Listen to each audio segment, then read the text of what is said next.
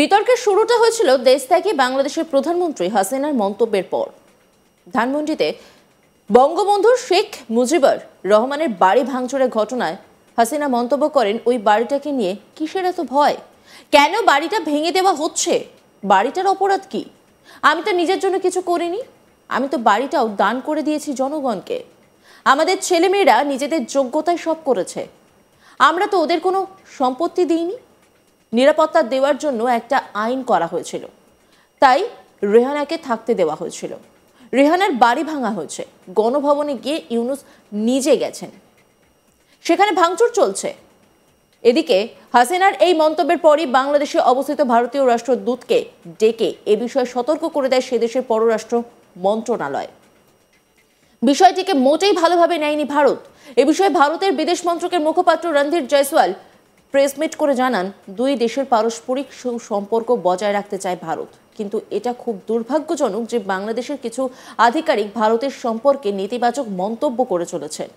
তার আগে শুক্রবার বিকেল 5টায় সাউথ ব্লকে তলব করা হয় বাংলাদেশের ভারপ্রাপ্ত হাই কমিশনার নুরুল ইসলামকে। তার সঙ্গে এ নিয়ে দীর্ঘক্ষণ কথা হয় বিদেশ মন্ত্রকের আধিকারিকদের।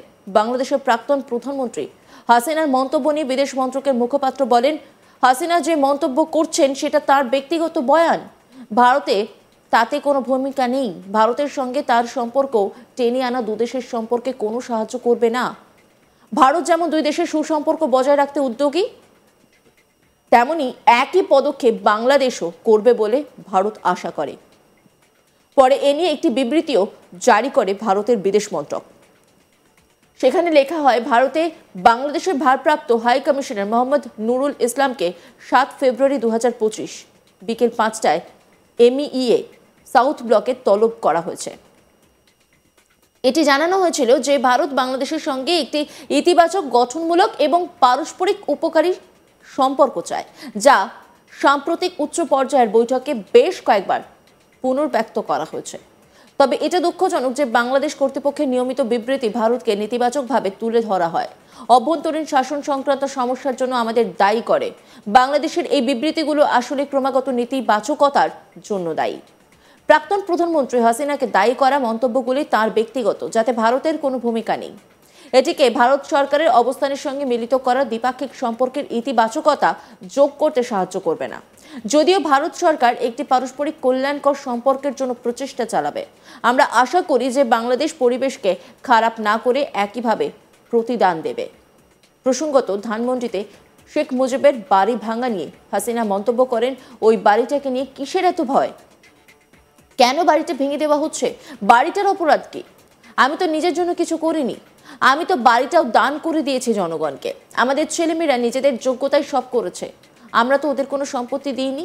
নিরাপত্তা দেওয়ার জন্য একটা আইন করা হয়েছিল, তাই রেহানাকে থাকতে দেওয়া হয়েছিল। রেহানার বাড়ি ভাঙা হয়েছে, গণভবনে গিয়ে ইউনূস নিজে গেছেন, সেখানে ভাঙচুর চলেছে।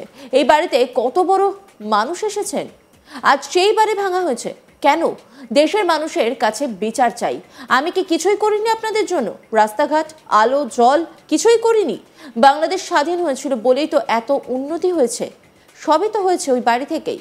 যারা ছাত্র, তাদের উপর কোনো অভিযোগ নেই, তারা যেন ধ্বংসযজ্ঞে অংশ না নেয়। ইতিহাস ভুললে নিজেদের অস্তিত্ব থাকবে না, আবার বাংলাদেশ ধ্বংসের দেশ হচ্ছে। কি বলেছেন হাসিনা, শোনাব আপনাদের।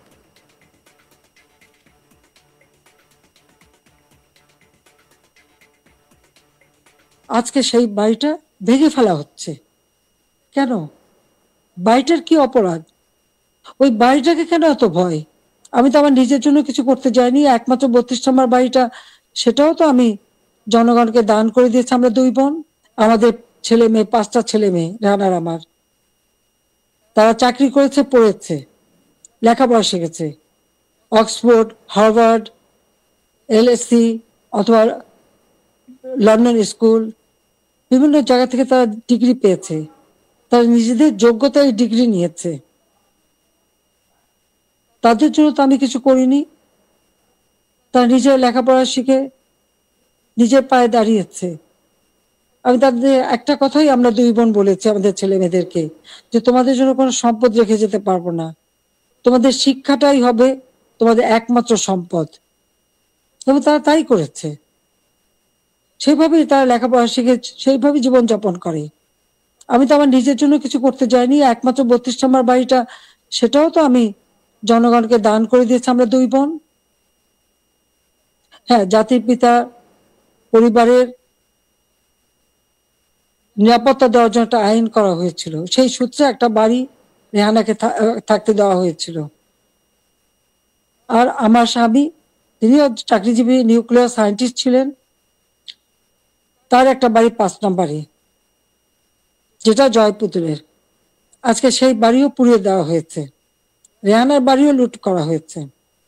আর গণভবন তো সরকারি, সেটা ভাঙা চোরা লুটপাট 2 হাতে লুট করা হয়েছে। এমনকি ডক্টর ইউনূস নিজেই ওখানে চলে গেছেন তার সমন্বয়কদের সাথে দিয়ে, উপদেষ্টাদের সাথে নিয়ে। আর 32 নম্বর, এটা তো আমরা কোনো ব্যক্তিগতভাবে ব্যবহার করিনি। মিউজিয়াম সারা বিশ্বের অনেক বড় বড় নেতারা এসেছেন, রাষ্ট্রপ্রধান এসেছেন, সরকার প্রধান এসেছেন, ওই বাড়ি ভিজিট করেছেন। আজকে সেই বাড়িটা ভেঙে ফেলা হচ্ছে কেন? বাড়িটার কি অপরাধ? ওই বাড়িটাকে কেন এত ভয়? আমি দেশের মানুষের কাছে আজকে বিচার চাই, আমি দেশের জনগণের কাছে বিচার চাই। বলুন আপনারা, আমি কি আপনাদের জন্য কিছুই করিনি? আমি কি আপনাদের অন্ন বস্ত্র বাসস্থান চিকিৎসার ব্যবস্থা করে দেইনি?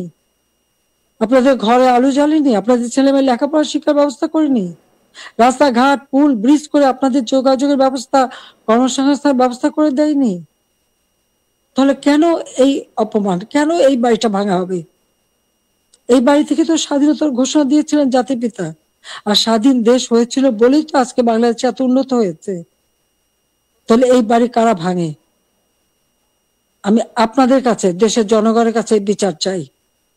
আমি ছাত্র সমাজের কাছে এটা বলবো যে যারা বিভ্রান্ত করে তোমাদেরকে বিভ্রান্তির পথে নিয়ে গিয়েছিল, ওই সাধারণ ছাত্রছাত্রীদের প্রতি তো আমাদের কোনো রাগও নেই, কোনো অভিযোগও নেই। কারণ আমি জানি তোমাদের এই বয়সটাই এরকম, কিন্তু সকলে তো এর মধ্যে ঢুকেনি। তো যারা আজকে এই ধরনের ধ্বংস করছে, যারা মানুষ হচ্ছে, তারা তো চিহ্নিত হবে। এখানে সাধারণ ছাত্রছাত্রীদের কোনো দায়বদ্ধতা নেই। কাজে আমি মনে করি যে এর থেকে সাধারণ ছাত্রছাত্রীদের দূরে থাকা ভালো।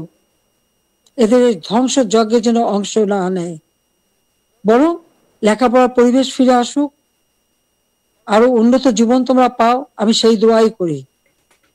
কিন্তু যে ইতিহাস আমাদের রক্তের অক্ষরে লেখা, সেই ইতিহাস ভুললে পরে নিজেদের অস্তিত্ব থাকবে না।